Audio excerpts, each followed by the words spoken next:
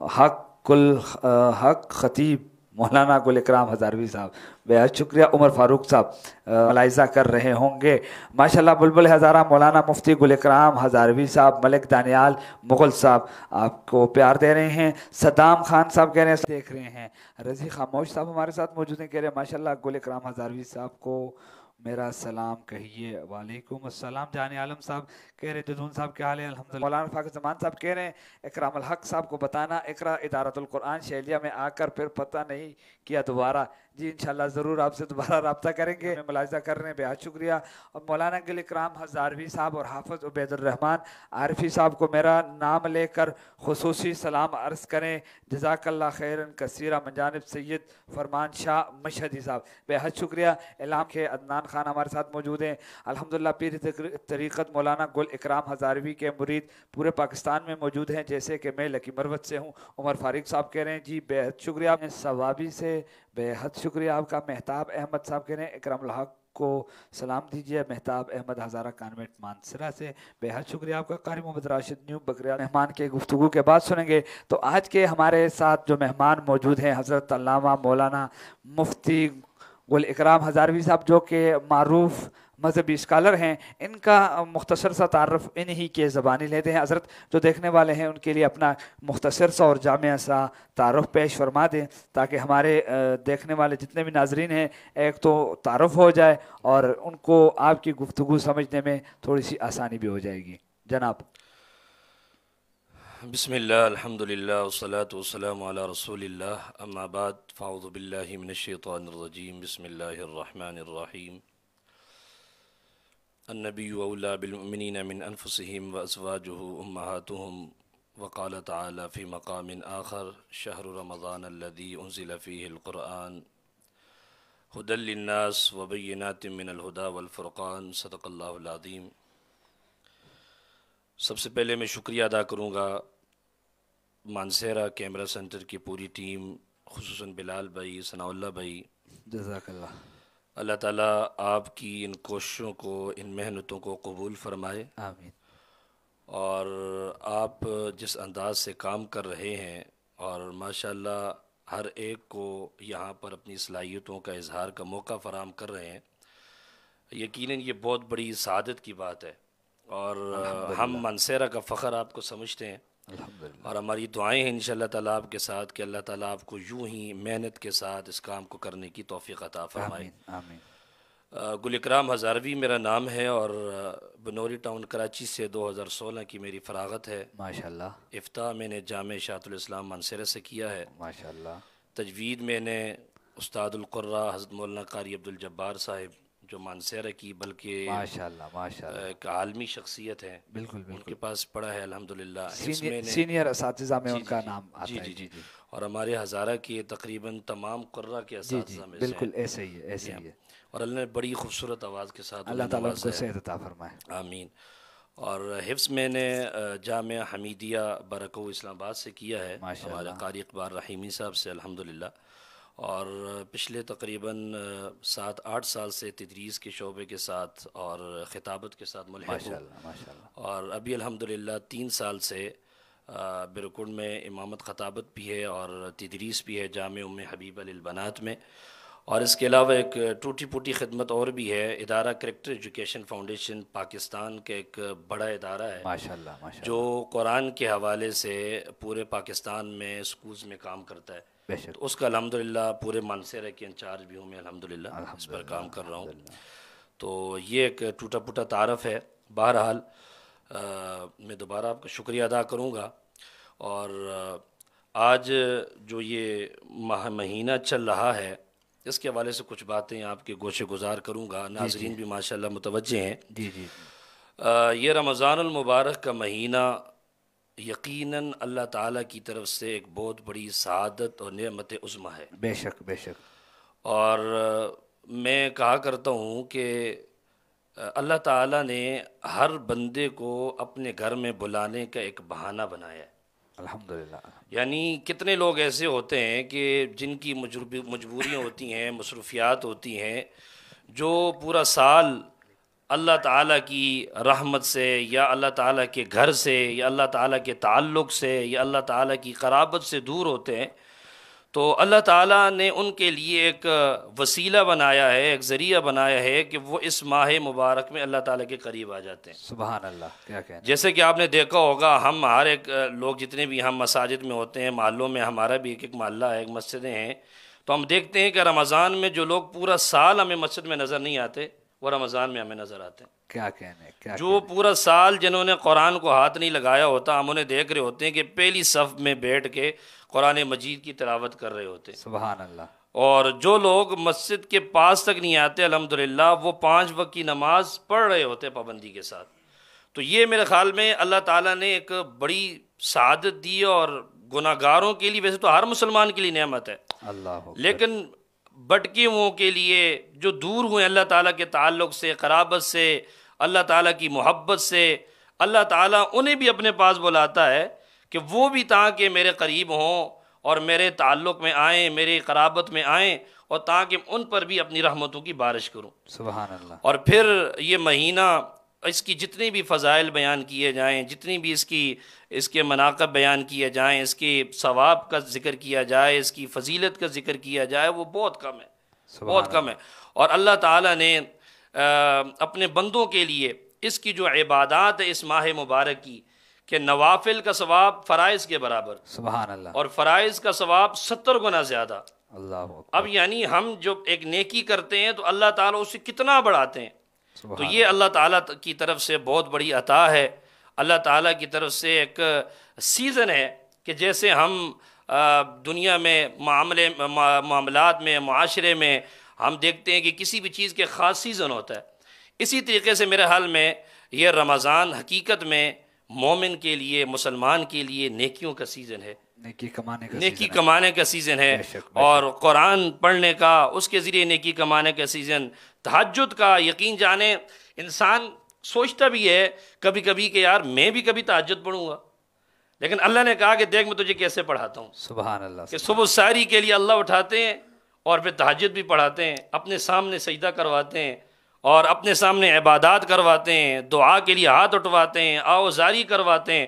اور صبح کا وقت تو ثناء اللہ بھائی ایسا عجیب وقت ہوتا ہے، یقین جانے کہ جب آدمی صبح تہجد کے لیے اٹھتا ہے اور ہاتھ اٹھا دیتا ہے، انسان کے ذہن میں، خیالات میں یہ بات نہیں ہوتی کہ میں کوئی اللہ کے سامنے بہت راز و نیاز کروں گا، ایک رسمی آپ کہتے ہیں ہاتھ اٹھاتا ہے، لیکن یقین جانے اللہ کی رحمت اتنی قریب ہوتی ہے کہ آنکھیں نم ہو جاتی ہیں، آنکھیں تر ہو جاتی ہیں، اور انسان بے انتہا اللہ تعالیٰ کی طرف کیوں کہ وہ وقت ایسا ہوتا ہے کہ اللہ تعالیٰ کی طرف سے آسمانی دنیا پر اعلان ہو رہے ہوتے ہیں، حل من مستغفر فاغفر لہ، کوئی ہے جس کی ہے کوئی مغفرت طلب کرنے والا کہ میں اس کی مغفرت کروں؟ اللہ تعالیٰ کی رحمت اور مغفرت اللہ تعالیٰ کی رحمت تو بہانہ مانگتی ہے کہ کوئی مجھ سے مانگے، اور پھر اتنے جو ہے بابرکت مہینے میں جب ہاتھ اٹھیں گے تو یقیناً اللہ تعالیٰ تو معاف کرنے والے۔ بے شک، بے شک۔ تو یہ جو وقت ہوتا ہے یقین جانا یہ ہمارے لیے بہت بڑی سعادت ہے۔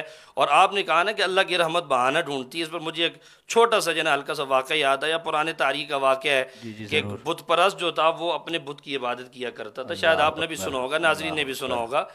تو وہ روزانہ آتا اور اپنے بت کو یا صنم کہہ کے پکارا کرتا تھا۔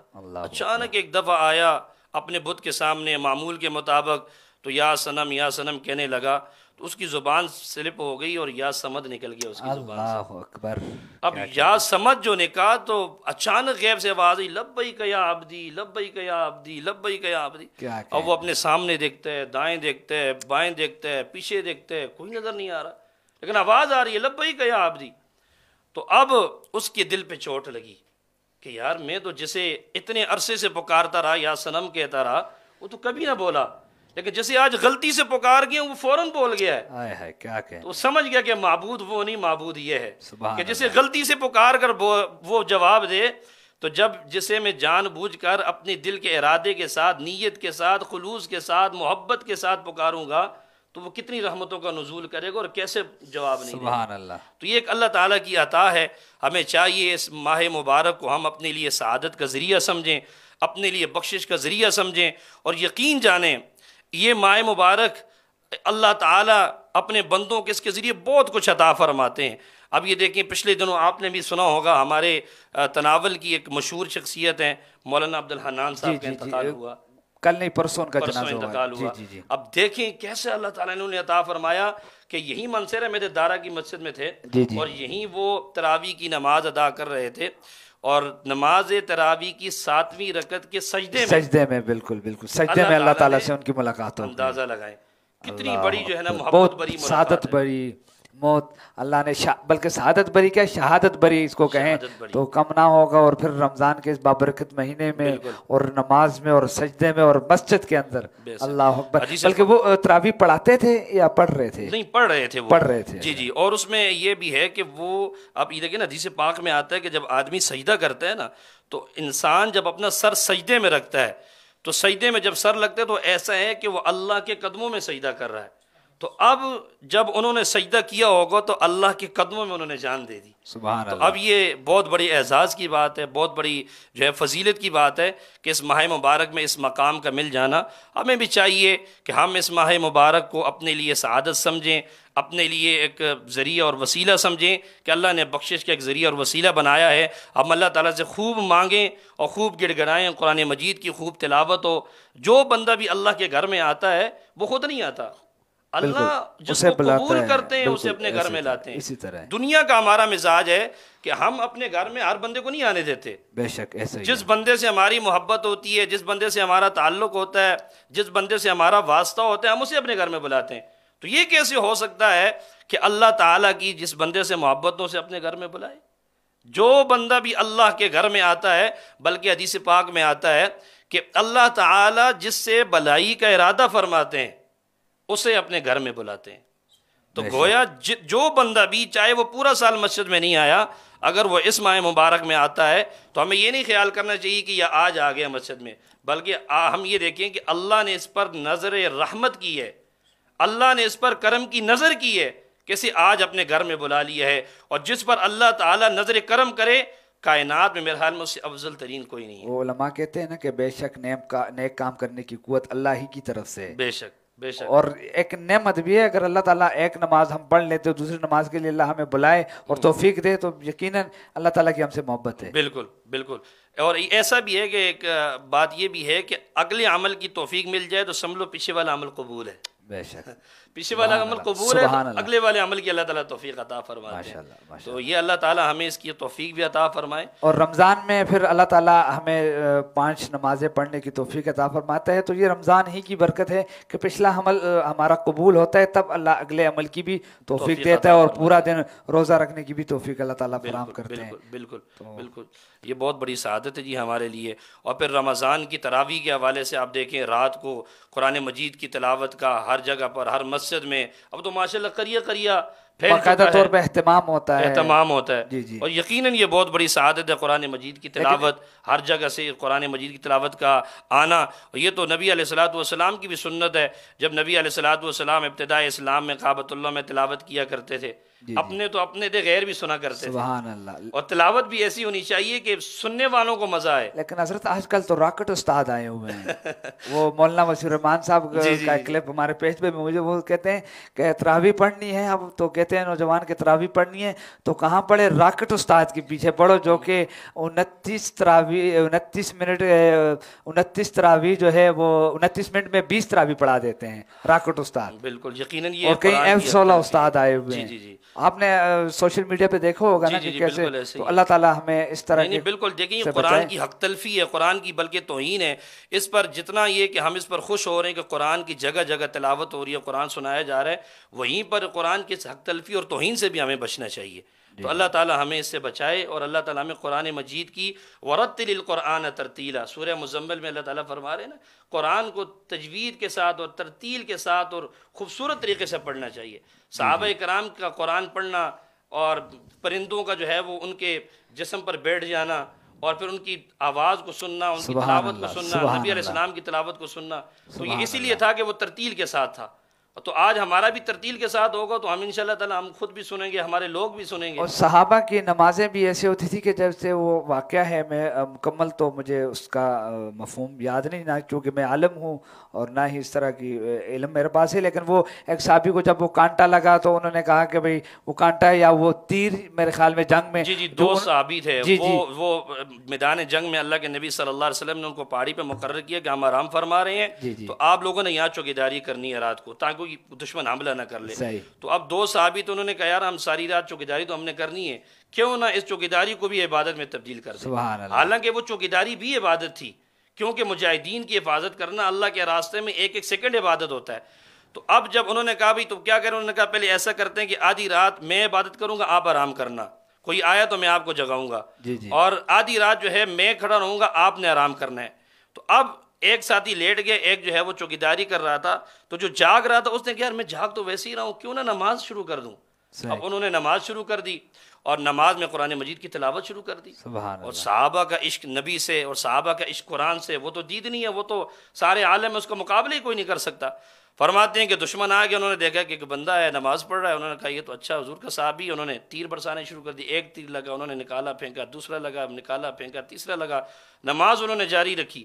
آخر میں جب خطرہ ہوا کہ یہ نہ ہو کہ میں تیر کھاتا رہوں مر جاؤں اور اللہ کے نبی صلی اللہ علیہ وسلم کا جو فرض دیا وہ پورا نہ ہو، اتنے میں جلدی سے نماز پوری کی اور ساتھی کو اٹھایا، کہا کہ دشمن نے حملہ کر دی ہے۔ تو انہوں نے کہا کہ تم نے مجھے کیوں نہیں جگایا؟ انہوں نے کہا خدا کی قسم نماز پڑھ رہا تھا اور سورہ کہف کی تلاوت کر رہا تھا، اور اس قرآن میں اور اس تلاوت میں اتنا مزہ آ رہا تھا کہ میرے دل نے نہیں کہا کہ میں سورہ کہف پوری کرنے سے پہلے اپنی نماز کو توڑ دوں۔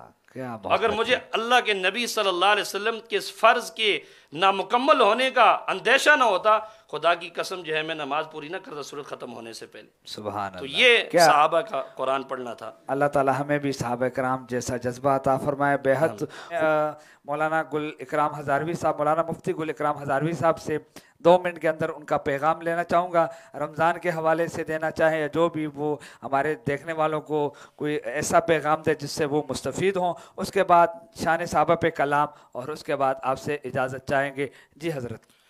بسم اللہ والحمدللہ والصلاة والسلام علی رسول اللہ۔ ہمارا رمضان المبارک کے جو مہینہ ہے اس کی 17 تاریخ کو ام المؤمنین عفیفہ کائنات صدیقہ کائنات سیدہ عائشہ رضی اللہ تعالیٰ عنہ کا یوم وفات ہے۔ بے شک۔